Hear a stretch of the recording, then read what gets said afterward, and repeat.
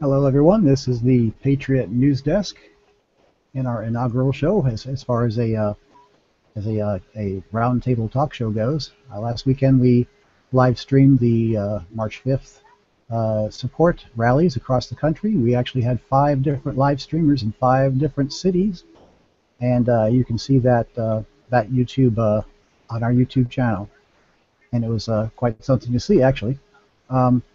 We have several people here tonight that we discuss things together quite a bit, so we're going to share some of that with you tonight. Dixie, if you can go ahead and unmute your mic. Let me ask you a question here. Folks, this is Dixie, and she keeps up quite well informed about this stuff. So I thought I'd ask you tonight.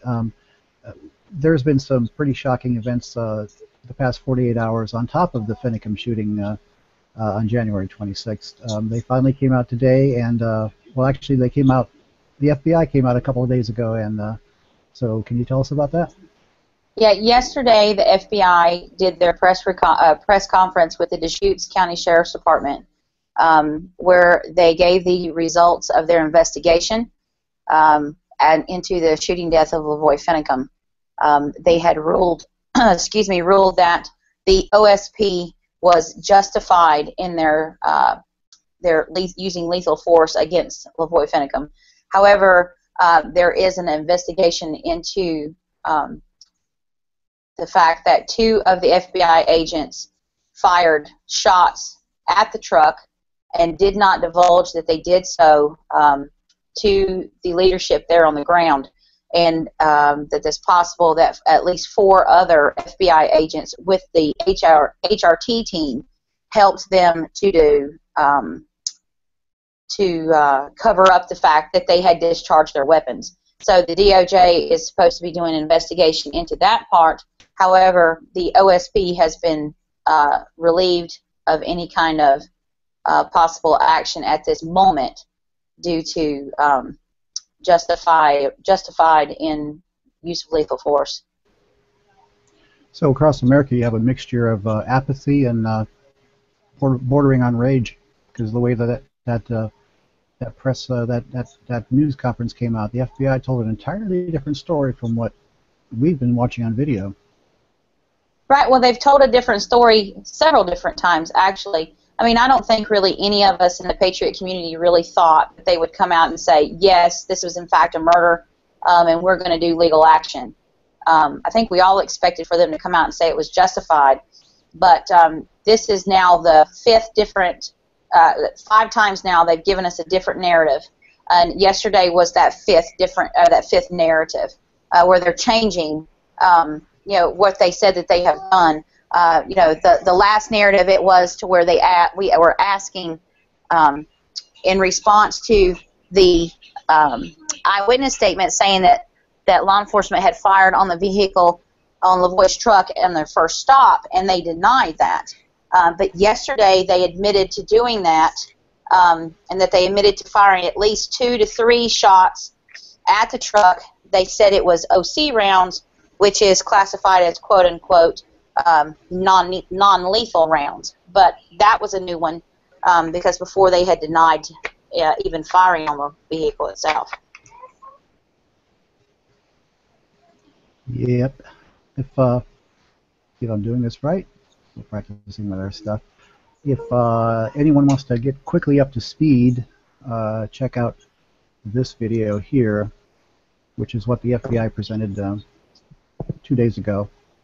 Down in the bottom left there is, we all saw this for the first time. This is the cell phone footage of the people in the vehicle as they were being attacked by the FBI and the Oregon State Police. And it's pretty shocking because for the first time we heard the sound. We heard the gunshots. So everybody's seeing that on the screen right now? Yes. Yeah. So do look up that video and have a look at it, and you can hear and see actually what happened. One thing I noticed today that really stood out when I watched it probably for the 3rd time is just as LaVoy gets out of the truck, right then that back passenger window gets shot out. So he steps out with his hands up, and 2 bullets go through the window.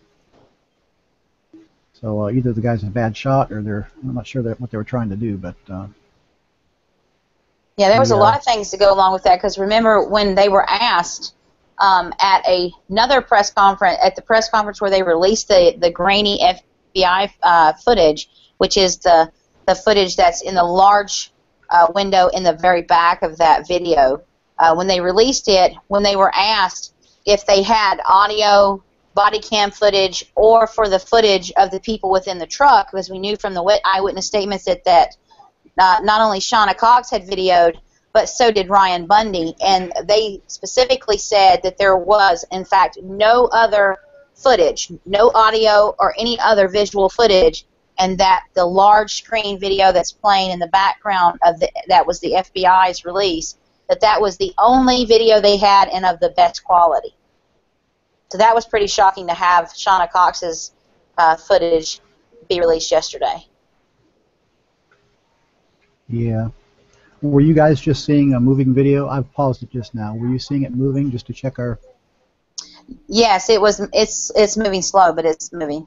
It was? Okay. I have it paused now right now, so it Yes. slows things down a bit when we try to stream that. So we'll use that sparingly.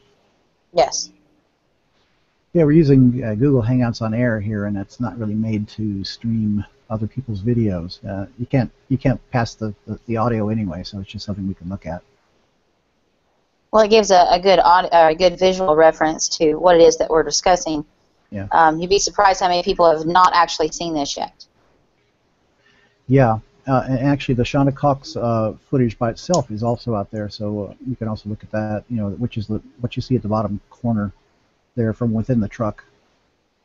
Shauna Cox was sitting what in the passenger seat in the right, the back right passenger seat. Yes. And then Victoria Sharp was in the middle, and then Ryan Bundy was behind LaVoy Finicum. Yep, and LaVoy Finicum is who we're looking at now, who was shot just a few seconds, actually just a couple of minutes after where we're at in the video. Yes. One thing I'm noticing is that people are growingly frustrated that the general public doesn't know how pre-planned this kill stop was. They don't even know anything about it. It didn't hit CNN, so nobody knows about it. It's been kind of buried, and so that's part of what we're doing here, is to let people know and to show some insight into how we see it, and try to increase some awareness, because this should never happen. No, and those big media sources, they had an opportunity just the same as many of us had, and we actually acted on that opportunity to go to that spot, that location where he was shot, and that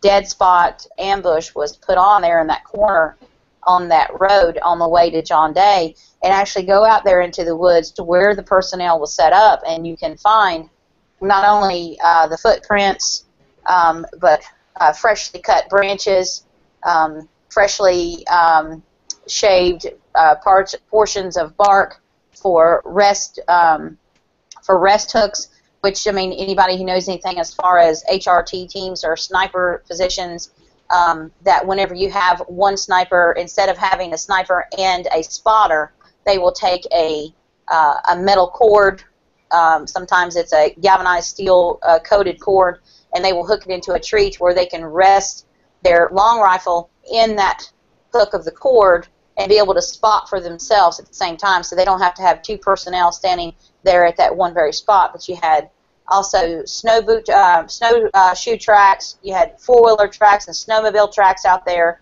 There was a large amount of personnel out there in the woods and up in the trees themselves, because some of those branches that were cut were more than 10, 15 feet high up into the trees. So you had a large amount of personnel there, but mainstream media did not take the opportunity to go back in through there and look. It was not blocked off. It was not secured to where no one could go in there and see it, but they didn't take that opportunity. Yeah, it was all quite trampled within a day or so. Yeah, well, there were some local folks there for Harney County that as soon as that road was opened, because they opened it within 24 hours after that happened, you would think to have an investigation into a officer-involved shooting that they would have kept that crime scene secured for at least a little bit longer, considering the fact there was 3 to 4 feet of snow in that area. So you mean if you had shell casings or anything else that might have slunk down into the snow, it would have taken some time, more than 24 hours, to be able to locate all that. But after the road was opened up, some local people from Harney County came out, and out of respect for LaVoy, they shoveled up the portion of the blood in the snow out of respect for him, and that's when they erected that cross there in memorial for him. Yeah. I have a photo of that here somewhere I can probably dig up. Alex and Jennifer, if anytime you guys want to jump in, you can go ahead and unmute your mics.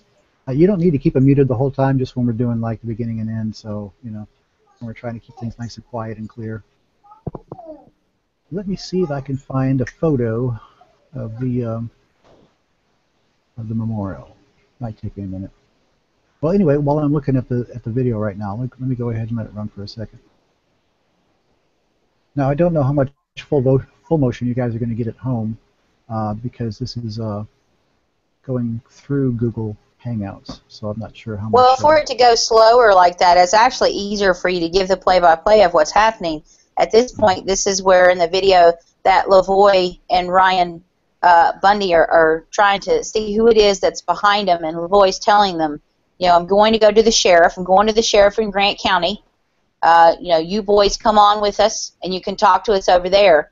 And then OSP, which is part of the law enforcement that's behind them, they're yelling at them. You can't exactly make out everything that they're telling them. And LaVoy tells them, you know, y'all do what you damn well please. I'm going to go see the sheriff in Grant County. Because they had, you know, they had a meeting set up in Grant County. The townspeople there were waiting to hear from these guys. They had their audio-visual equipment in the car, and they were going to make a presentation. Right. They were supposed to have a teaching seminar with some of the ranchers there in Grant County, as well as to teach about the Constitution to the people who were supposed to be there. There were several hundred people there waiting for them at this time. This point in the video is after Ryan Payne has gotten out and is now in police custody. So coming up on your time is where LaVoy turns to the women and Ryan Bundy in the back seat and asks them, you know, do you want to get out? At this time, they've already fired on the vehicle at least once or twice. Yeah, when was the first shot? The first shot, I don't believe is at. I'm getting a lot of feedback right there. Yeah, getting some echo. One of us has a speaker on. It might be Jennifer, I think. Jennifer, have any earbuds, Andy? Yeah, I can get them. Okay. Go ahead and mute your mic until you find it okay, because it's kind of distracting. Okay.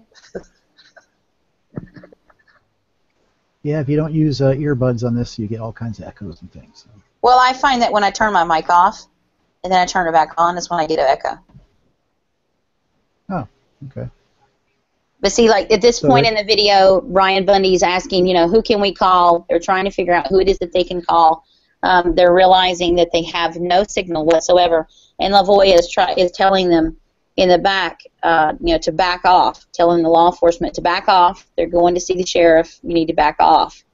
And so at this point is when the women in the car, remember Victoria Sharp's just only 18. They're getting really upset because they don't know exactly what the intentions are, and for them, they've not done anything wrong for them to stop them. Yeah. Yeah, and just by coincidence or by intent, there's no cell phone coverage at this particular stretch of road. Well, I will tell you that on a normal basis, there is cell phone coverage out there if you go out there now. Oh, really? Yes.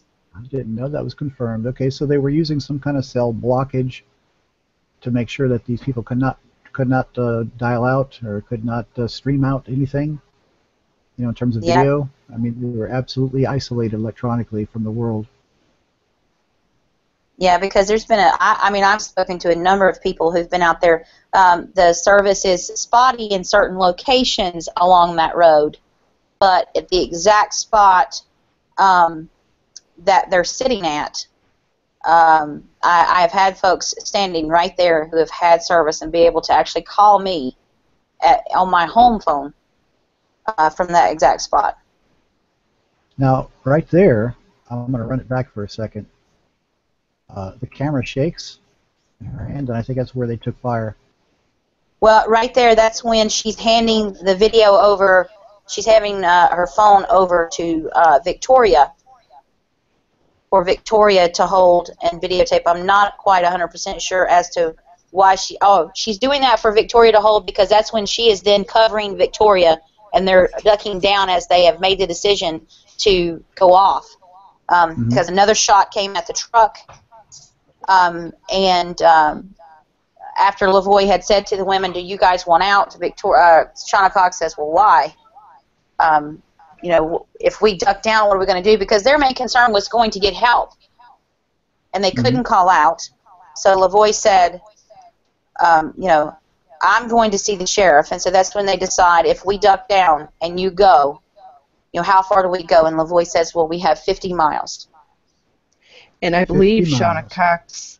I believe Shauna Cox gave an interview where she did confirm that she was in a text with a relative, I believe, and then she lost service, and she had service just before this all happened at the first stop. That's exactly right. She said that she was in the middle of a phone communication with someone, and then all of a sudden it dropped off. Yep. It must have taken days to prepare this thing. Well, sure it did. I mean, they had been out there long enough. We had people go out there on the ground who had found positions where some of those snipers were sitting in, that there was long enough for them to relieve themselves there in that spot. There was used chewing gum spit out there. They had been there for quite a long time. So here we are at the dead man's roadblock. It's on a curve, so he could not possibly see this. With, you know, they had just bare seconds to figure out, you know, how he's going to maneuver. And yeah, because see, if you look there on the right side, right there, that's a good spot right there, because a lot of people don't pause it at this spot to look at this. So if you're watching this video of LaVoy when he's pulling up to this, and he realizes that they're right there on the inside of that curve, you can visibly see him. He will look to the right and he will look to the left, like he's trying to assess what it is that I'm going to do. Because on the right side, you've got the trees. So if he went to the right, he could have crashed into a tree, which could have hurt him or someone else in the truck. Just a few feet from the roadside. Yeah, you're right about that. That's right. So, and he can't go completely forward because law enforcement has got the entire roadway there blocked. So he's not going to blast through because there's officers right there. He doesn't want to hurt the officers. So the only option he's got is to go into the embankment that's 3 feet of snow. That's the only option he's got, is to go to the left. Yeah, if he wanted to hurt some of the officers, you know, he could have slammed right into the trucks and there'd been mayhem. Exactly. See, he could have come over to the left right there and come right in between those two front bumpers and pushed his way through there and possibly gotten around there, but he would have hurt someone inside the truck with him or hurt someone there on the ground. And then, of course, they would have opened fire. And not one time did he ever say, from the very first stop to this stop, that he was going to crash into them or anything. He didn't plan out that he was going to intentionally hurt them. Not one time did he say anything against law enforcement during this whole, after they had been shot at. I believe in that audio of Shauna Cox's, you can hear bullets hitting them before they even get to that stop, that second stop. Yeah, that's exactly right. Because even the FBI admit that at this point, as they're pulling up, that there are 3 shots fired at them from OSP at this point. Because the FBI admitted to firing 8 shots. And at this point, so they're saying that OSP fired 3 shots right here. That one went all the way past the truck.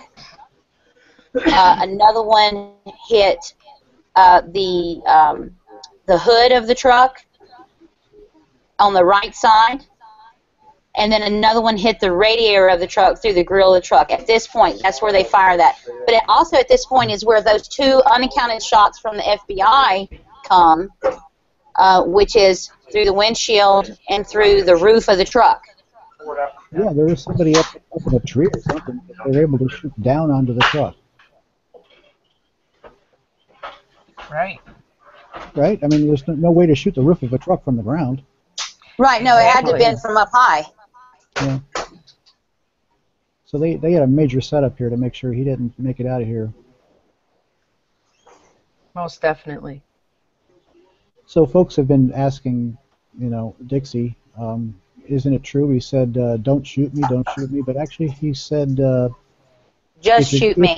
If you're going to shoot somebody, just shoot me. Just put the laser right here in my head and shoot me in the head. Something like that. Yeah, he said that in the very beginning at the first stop when OSP was threatening him. And you could see in the video that there was the lasers from the long rifles that were popping in and out of the cab. Mm-hmm. And he told them, y'all do what you damn well please. I'm going to go see the sheriff. And he tells them, there's people on the way, there's coming. If you guys want a bloodbath and you want my blood on your hands, then go ahead. Put the laser right here, and he points to the middle of his head, and he says, just go ahead, put a bullet right through it. Mm-hmm. He said, otherwise, we're going to go see the sheriff. We've got places to go and people to go see. We know what he was doing there. He was drawing fire because he had, 2 women in the truck, and they didn't have any weapons. Nobody had any weapons on them, That's right. So he's just trying to make sure that he's the only one to get shot. He threw himself in the line of fire. Well, yeah, I think that's what he meant when he got out of the truck, because once he goes into the embankment, as soon as he comes out, because they had already shot at the truck as they're coming up to the roadblock. Yep. So he immediately jumps out of the truck, and before his driver's side door even shuts, they're firing on the vehicle. So even if it's not sheathed rounds, and it's rubber bullets, beanbag rounds, or OC rounds, the people inside the truck don't know what that is.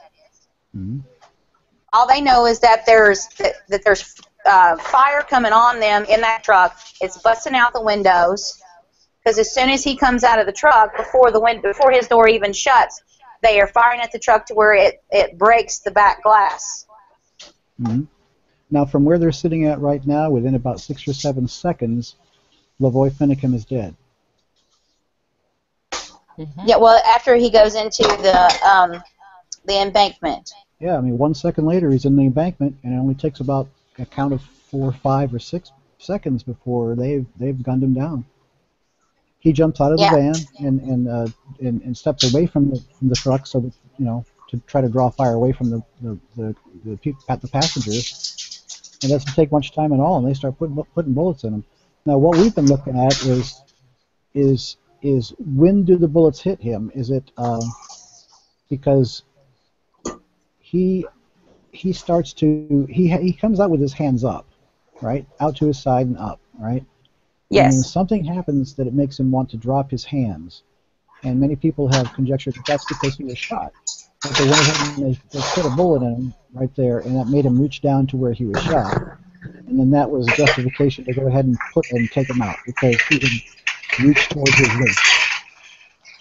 Well, we talked about this earlier this afternoon, to where after looking at the autopsy report and the location of the exit wounds, and the FBI stating that they were informed through videos and pictures. They even made the statement that the quote-unquote militants were not afraid of being in videos or taking pictures, that they had been informed that Mr. Finicum would sometimes carry a firearm in a shoulder holster on his left side. So we had discussed that this afternoon, that we feel that the reason why that they had shot him that way, because when he first comes out with his hands up, he grabs down to the left lower quadrant of his abdomen. Mm-hmm. So we have speculated that is when he is first hit, and that they shoot him in that area, whether it's from the back and exiting out at that area, for him to then reach towards that as a natural reaction to the pain of being shot. I think you'd have to be pretty superhuman to stand there with your arms up while they're pumping bullets into you. Right, and then Exactly. even after he reaches down, he brings his arms back up again. He And does. if you notice, as he comes through that walking, he looks so chaotic in the way he's walking. It's like he doesn't know which way to look. He's got the officers right there at the edge of the snowbank, but he's also noticing that there's officers in the tree line Mm-hmm. that are coming towards him. So as he comes out and he's shot there, and he goes to turn, and with his arms up, and he's shot there, so he reacts that way. So then he's shot again from behind, in the back. And so then he naturally responds to that as he's turning in the direction of which he shot. And if you watch him in the video, his arms are no longer going towards his waistband or to his lower abdomen. They're coming up towards his chest.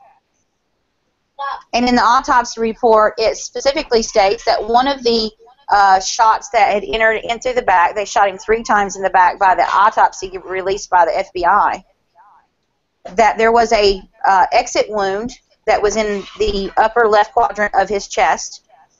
So when he turns in the direction of which he was shot for that spot, that he is also turning in the direction of where he was shot. I mean, everybody is naturally going to do that.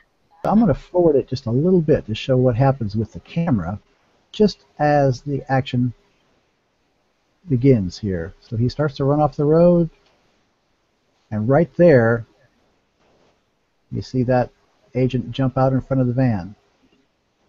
Now some people have claimed that he ran thinking that Finicum was going to run into the vehicle, so he ran out from behind the vehicle. But actually, I believe what he's doing is he's running out and he's putting a bullet in the windshield.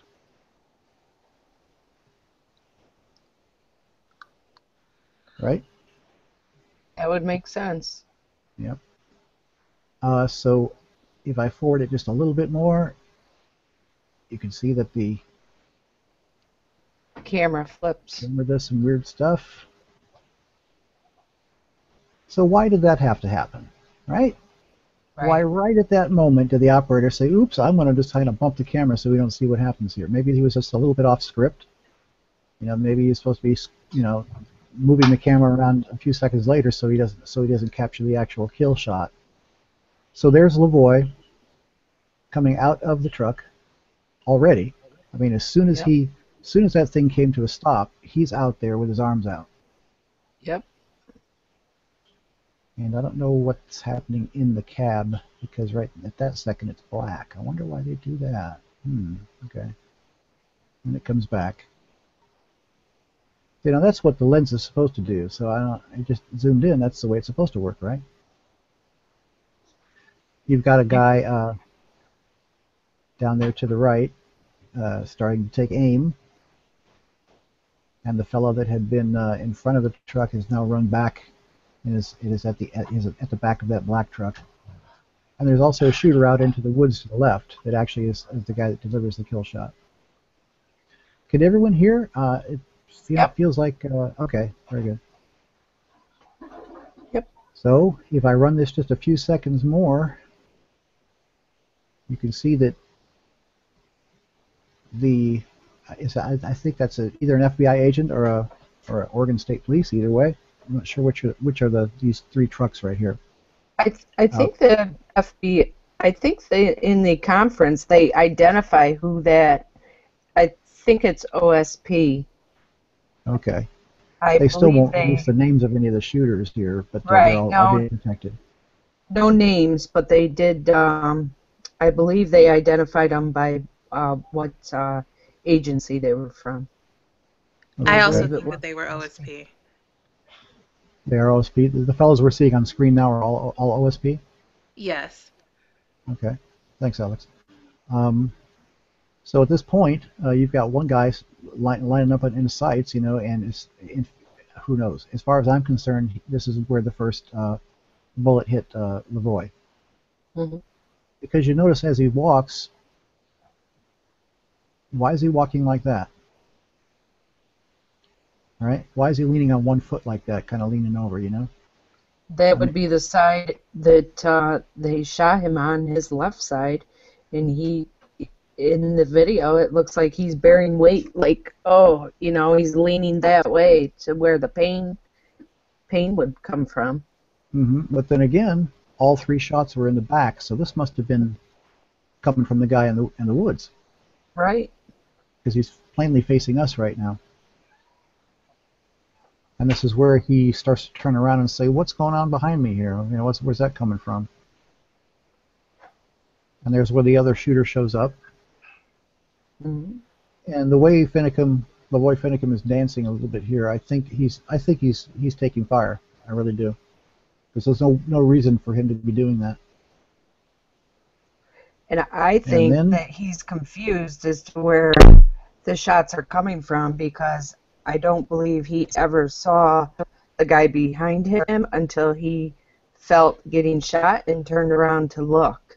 I think he yep. was focused on everybody near the road.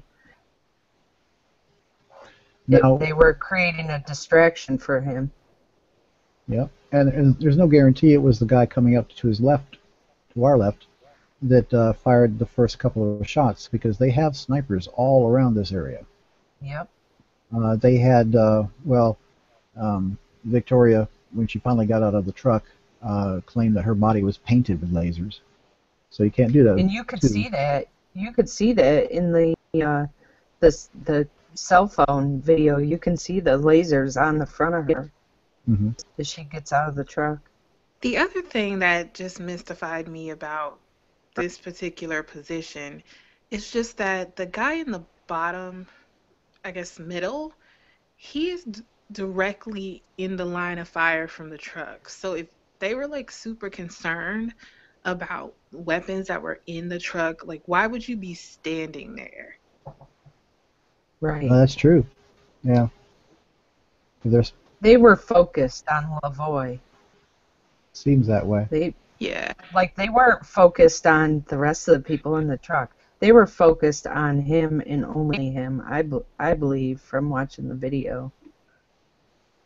Yeah, it looks that way to me too. If they're so worried about a truck full of weapons, or they know there's more than one person in there, and they're in fear for their life, you certainly wouldn't be standing there. If somebody wanted to shoot them from inside the truck, they clearly could have, but they were more focused on LaVoy. Now this is just about how far apart they were when they delivered the kill shot.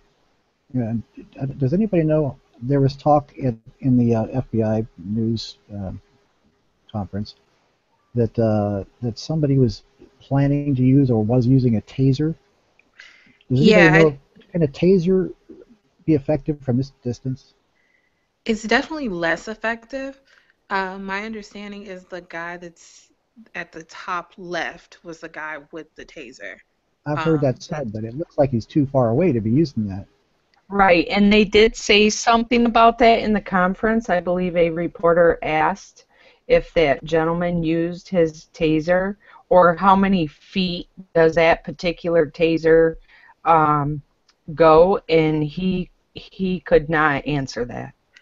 Yeah, that's a pretty good ways for a taser. It depends on the quality of the taser, because remember how a taser operates is it basically pushes out these three prongs that have to hit the person before the electrical charge goes out. So yeah, I mean I think you're right in the sense that the guy is pretty darn far away to use a taser. But if my memory serves me correct, the guy in the upper left-hand corner was who the FBI said had a taser. You're right. It probably wouldn't be very effective against a guy wearing several layers of winter clothing, some jean jackets or whatever the hell they're wearing, It's got to contact your skin, right, to be effective, right? Right.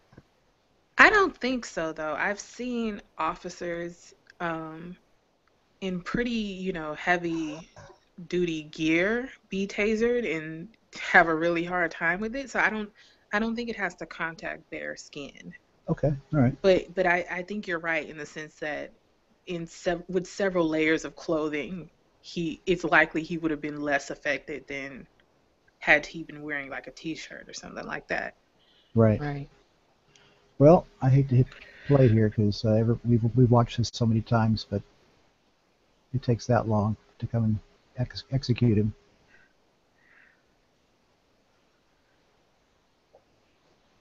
Down on the right, down in the center bottom right. next to the truck. They're all sharing a certain gesture with him as he dies.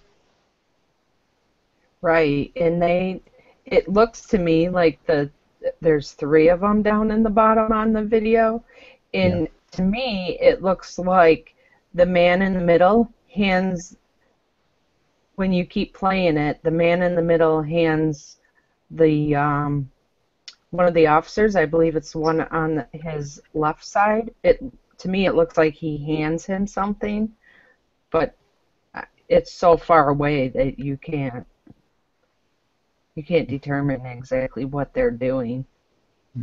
Could be. Of course, in the truck, they're beside themselves. They're trying to get out. They're trying to surrender, and the flashbangs start going off. Yeah. They're scared to get out because There they are, don't know if they're flashbangs or bullets, or the windows are being shot out. Ryan inside the vehicle said he had been hit, but he wasn't bleeding, so they were in fear for their life.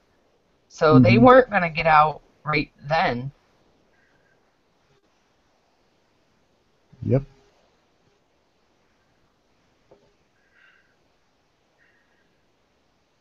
Let me answer a quick page here. One of our people is possibly able to join us, so I'll be right back. Okay.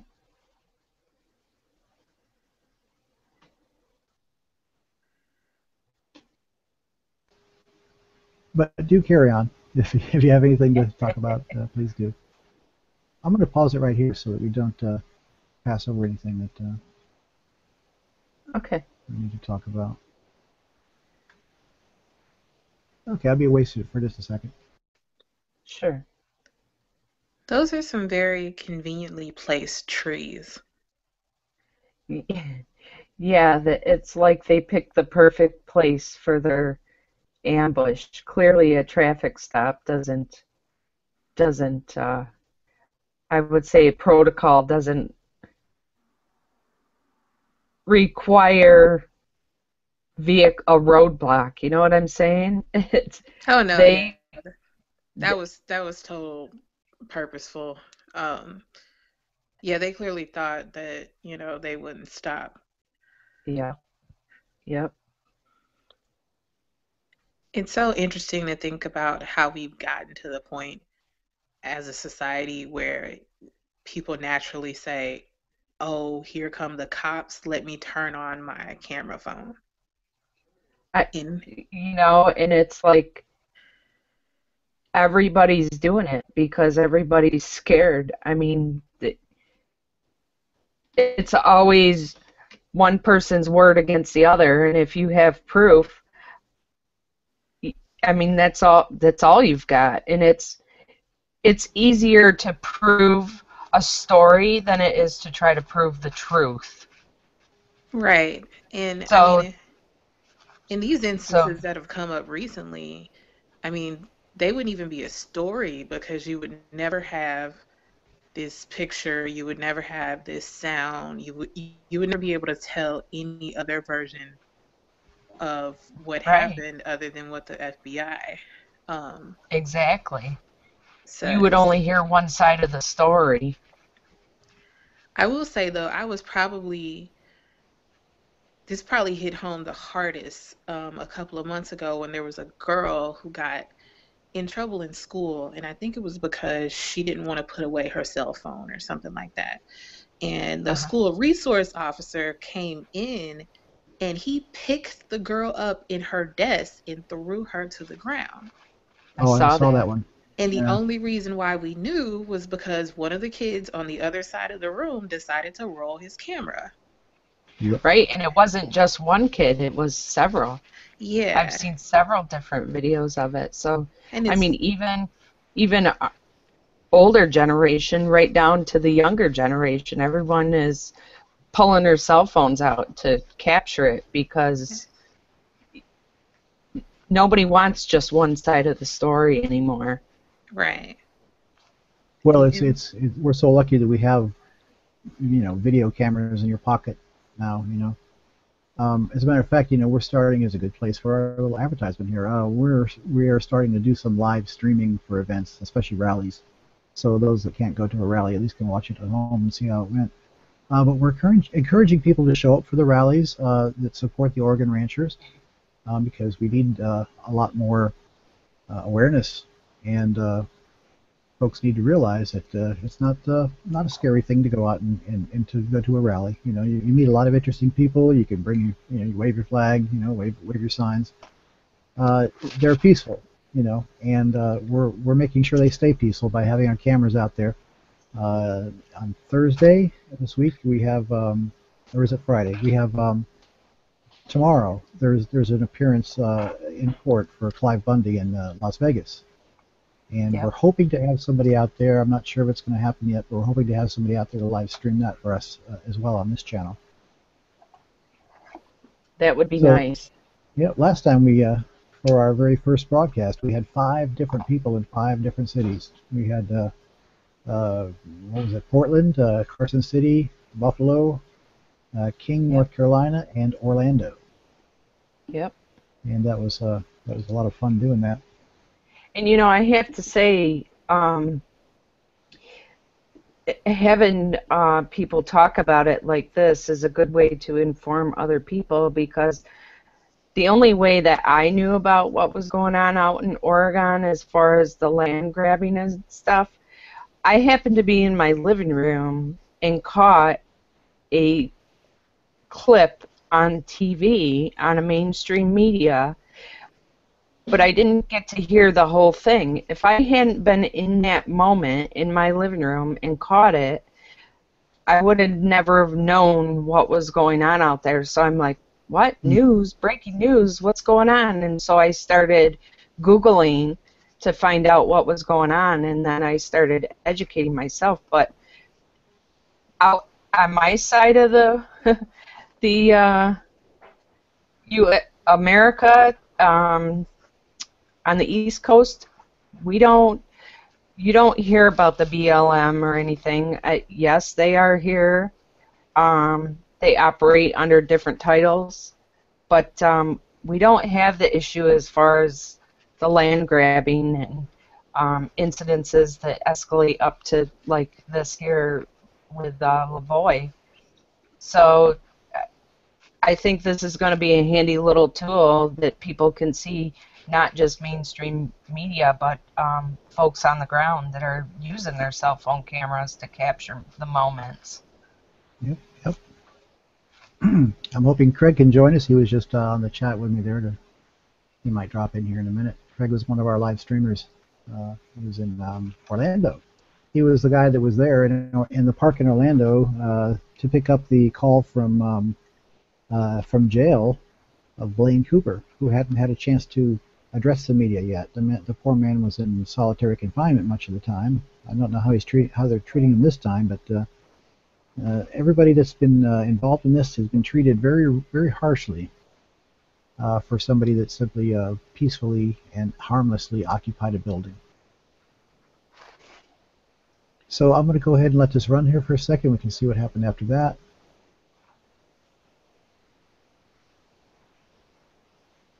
Now at this point, the people in the truck are terrified. They're looking at the truck next to them and trying to figure out, why are they trying to shoot out my window here on the passenger side. This is before they started sending the tear gas, isn't it? I think they might have done a couple of flashbangs before They this. did the flashbangs, right, but I think the tear gas is yet to come here.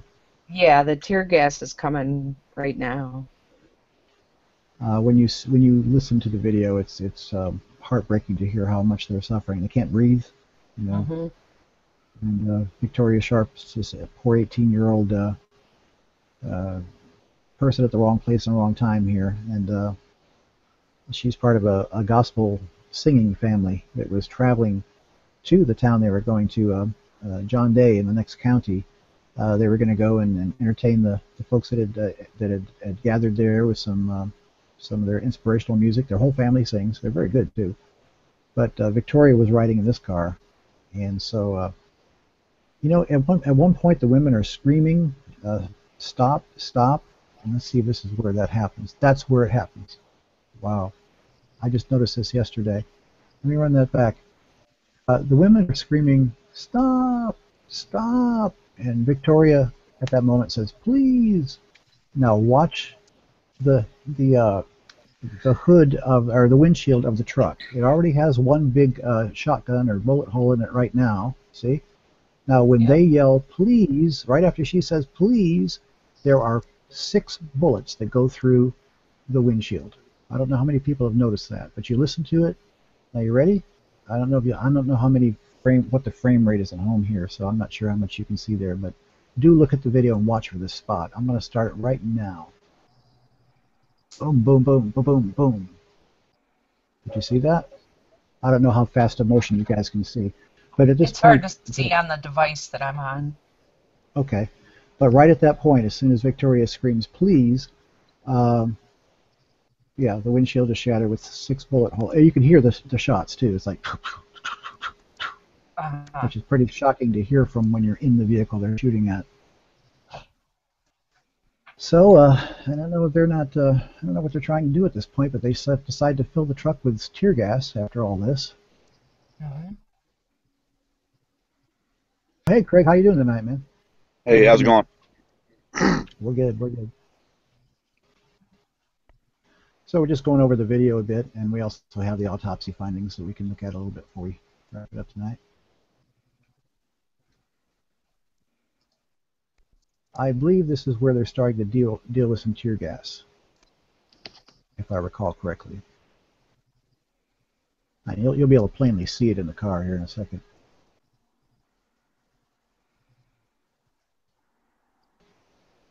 I mean, why they couldn't have just said 5 minutes ago, come out? Now you can see LaVoy's body and his head lit up with lasers, like somebody wants to, put a bullet through his head even now. The autopsy, interestingly enough, shows 3 bullet holes, one in his left shoulder, right? Is that right? One closer to his heart, and one in his, is it left or right side? I can't remember.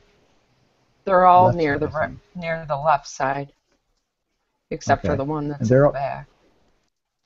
And they're all 3 shots in the back. Yeah. And the FBI mentioned nothing about shooting him in the head, but the family had an open casket funeral, and the what do you call the funeral director that prepares the body? I can't think of the name right now, but they had to kind of reconstruct the top of his head for the funeral. And I haven't quite.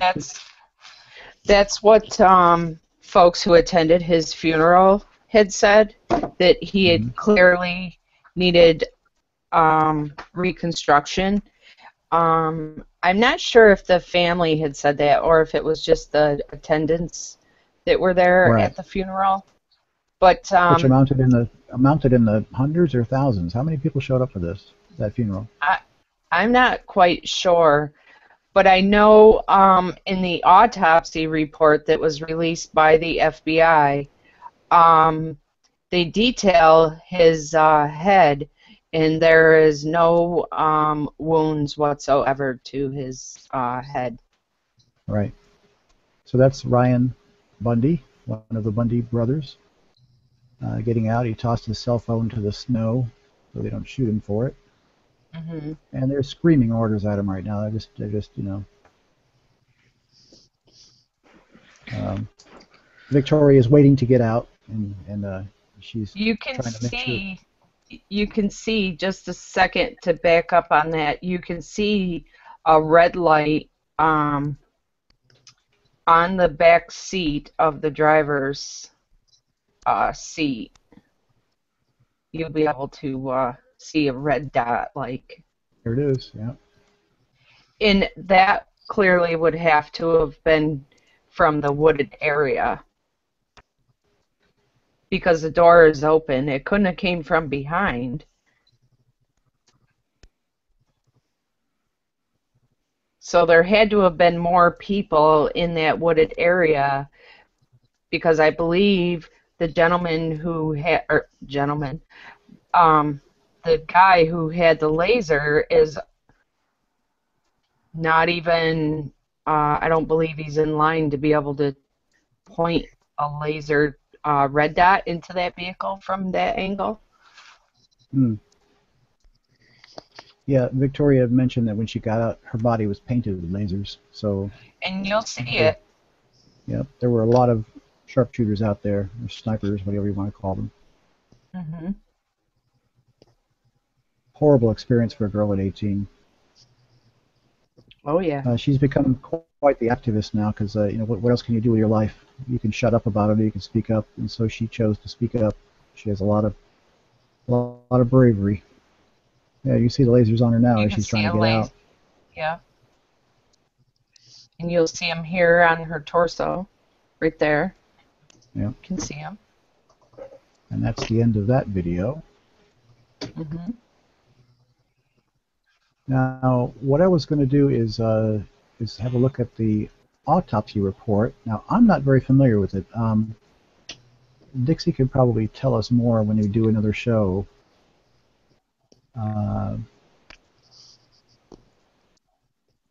Take a look at things here for the first time here.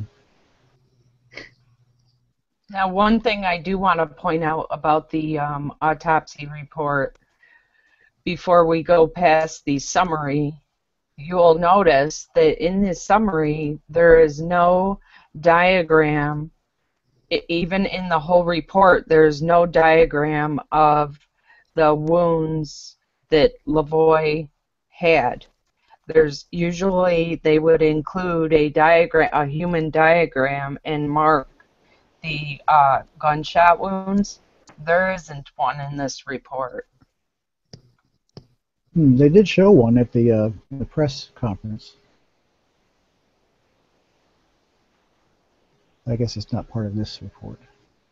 Right, right. And this is the autopsy that was performed by Clifford Nelson in Clackamas, Oregon.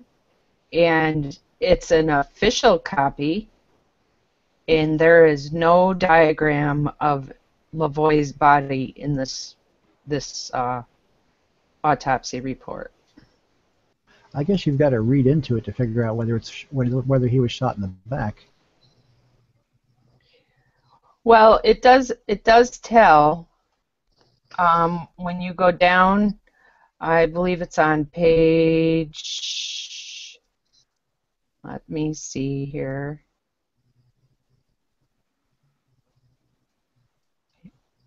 Well, this is a strange way for them to have taken. On page 6 is where they mention the first gunshot wound. Now, I'm not sure if those are the order that LaVoy took those in, or how if it's just the first shot that they were documenting. But that gives you an idea as to how he received those gunshots, like entrance wound and how it exited, things like that. Can you guys see my mouse going back and forth here? Uh-huh. Okay, so I see back to front, so that's where they determined it was in the back. Mm-hmm. And in those, in the gunshot wound descriptions of the autopsy, there are a couple of things in question. Let me see if I can find them. We had talked about it earlier today. I should have been a little more prepared.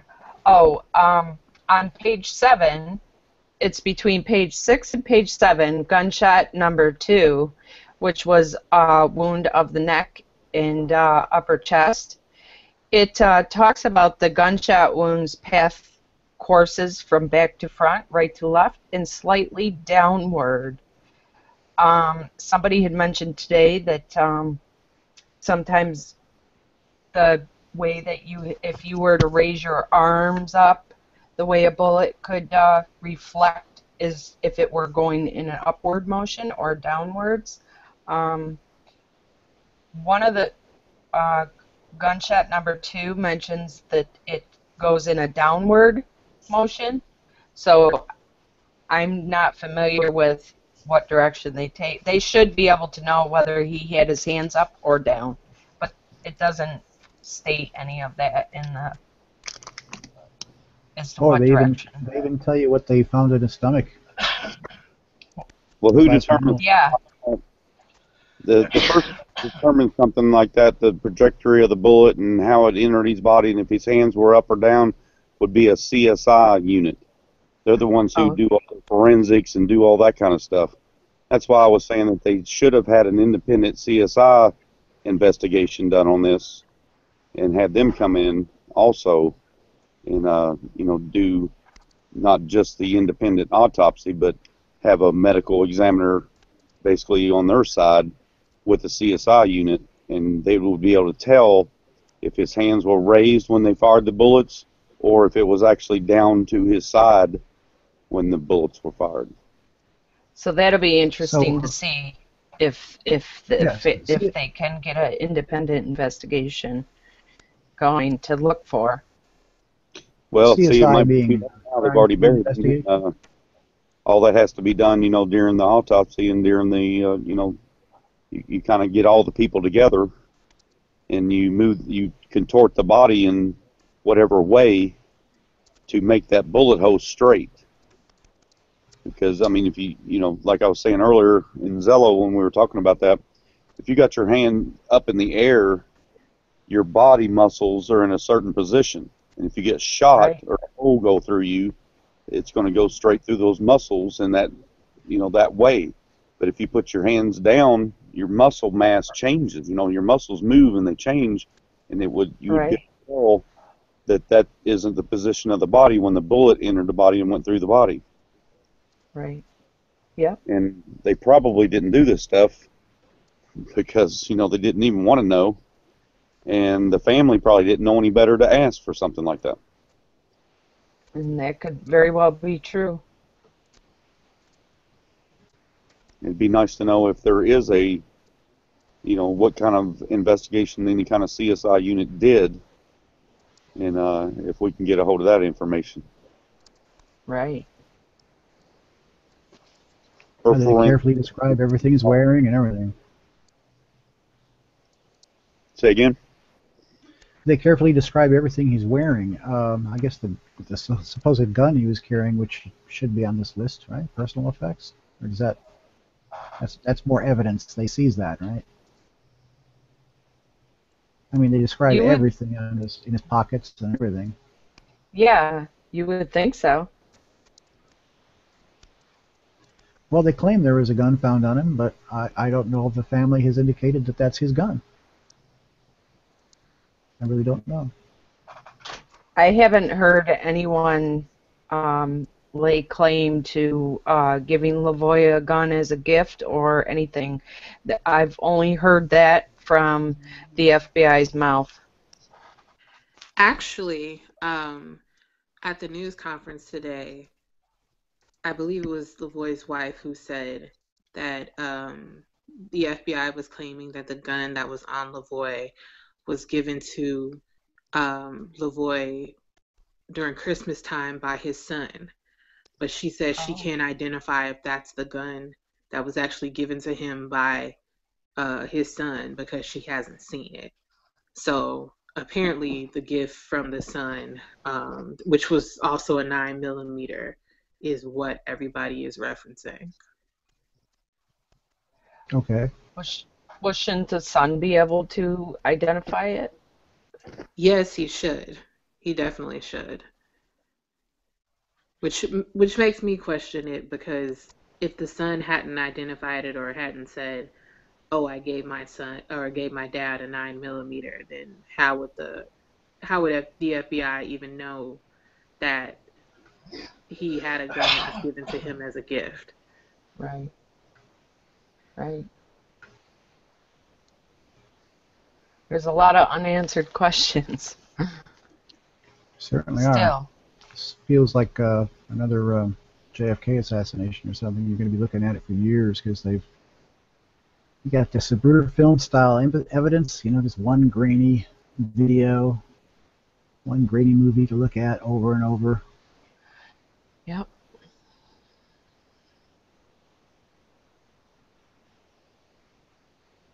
The scalp is shaved bald. Yeah, LaVoy was bald.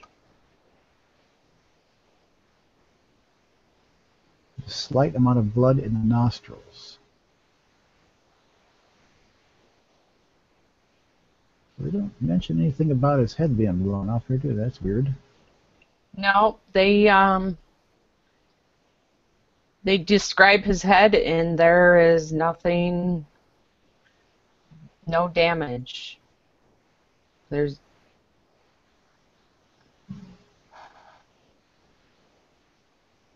What they even describe is how much his fingernails are cut and everything. Yep. Exactly how he trimmed his fingers and fingernails.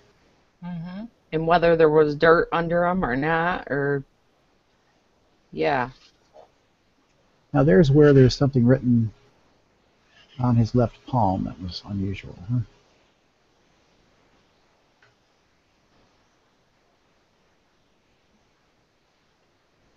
Like he had jotted himself a note. Yeah, exactly. Yeah.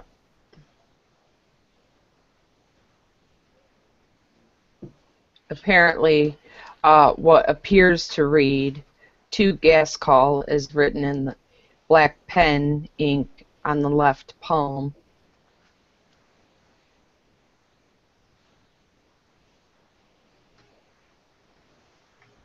I would not know what "to gas call" would even, what that would even mean. Yeah, it's a little mysterious. Well, you know, if you can, if folks want to dig a little deeper, you know, the autopsy report is on the net, and so are the videos that we have so far. Supposedly, there were. Well, let's see now. There were how many people were videotaping from inside the vehicle? My understanding was that Shauna Cox, the woman sitting on the far right in the passenger in this back seat, she was supposed to go to the event and videotape the performance of the family, the Sharp family. I believe Shauna Cox had her video camera and a phone that was videotaping.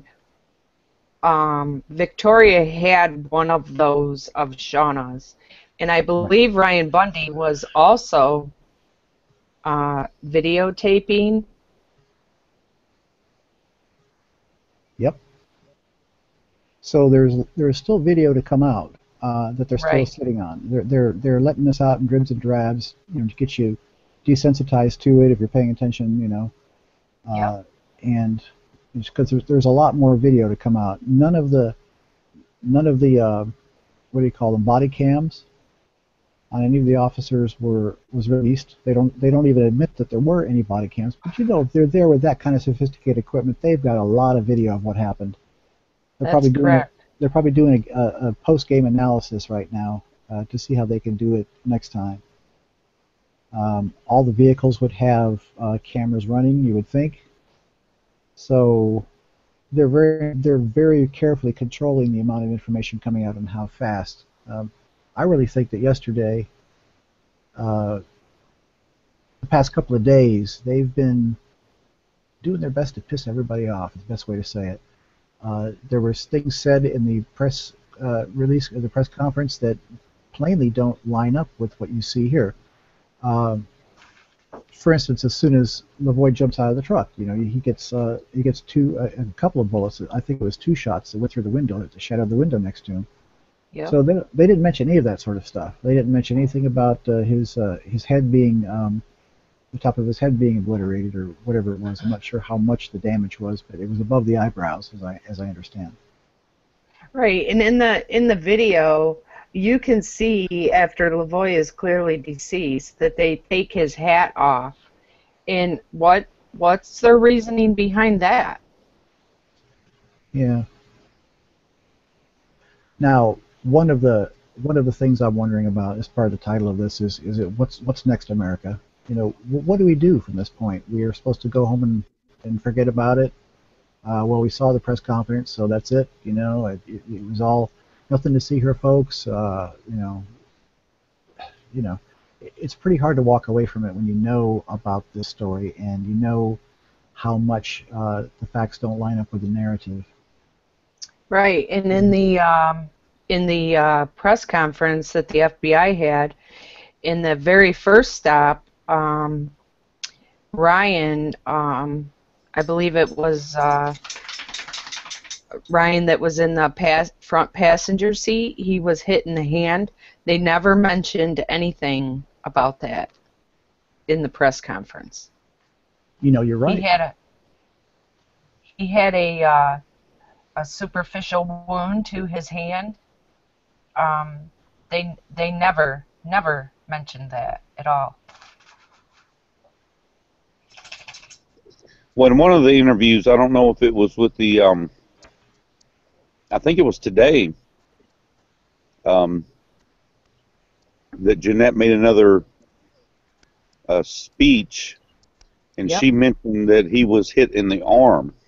Oh, the arm. Well, he was hit. He was wounded. And Right. yeah, you're right. She did mention it today. And she also mentioned that the FBI did not tell that in their press conference that they had. That's Right. so not just are we noticing inconsistencies with the FBI, but a lot of people are. Yeah, what round hit him in the arm? Was it one of the FBI's that did not tell that they discharged their weapons? Did not reveal Right. that information? Right, they never even talked about it. Or was it something, a non-lethal or less than lethal bullet? Yeah, they never said anything. Yeah, they were talking about the less than lethal things they were doing, and they didn't mention much about the bullets flying around through the cab. Nope. Well, this is obviously not the end of the story, and I know there are a lot of frustrated people in America wondering what to do next. We encourage folks to go to the rallies, you know, and show your support. Show up peacefully, you know. Some rallies are open carry, most of them are not, so be aware of that.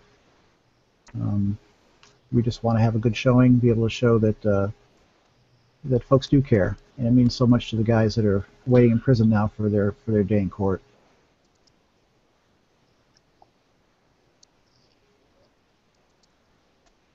Well, so I want to thank the folks that helped out today, and this is a pretty nice format. I really like doing what we're doing here because people can view this later on YouTube, and we're going to get better at what we're doing as well. We're still kind of finding our way around some of the technology. So anyway, this is Patriot News Desk, and we want to thank Dixie Mom and Alex and Craig and Jennifer for helping out today with our very first live broadcast,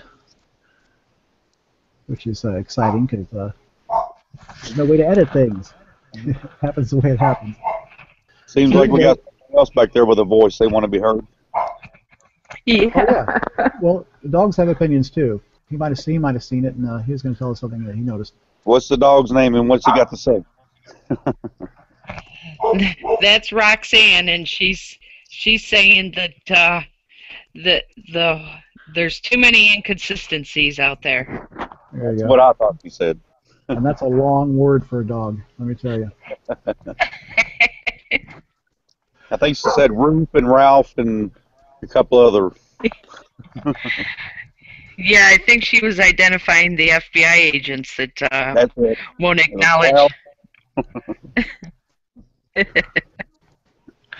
Okay, folks. Well, thank you very much for coming out tonight, and we're going to continue to tear it apart, and we'll bring you some more reports here in the future. So for now, we're going to sign off for now. This is the Patriot News Desk, and thank you very much for listening. Okay, thanks, folks. We'll see you next time. Thank you.